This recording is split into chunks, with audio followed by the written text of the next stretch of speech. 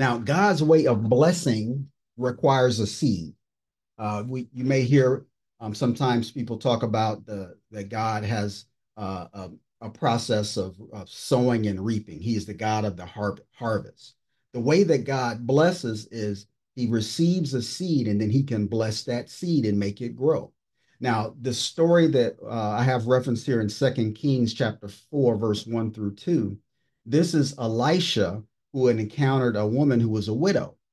Now, the woman, her husband was a prophet who had died. And unfortunately, that prophet had left her with a debt burden. And the creditors were coming to collect the debt. And if she couldn't pay, they were going to take her sons away into slavery as payment for these debts. So she came to the prophet Elisha, and Elisha said, what can I do for you? And she said, look, the creditors are coming to take my two boys as slaves. And Elijah said something funny. He said, tell me, what do you have in your house? Right? What do you have? Right? And she said, look, I only have just a little bit of oil in a small jar.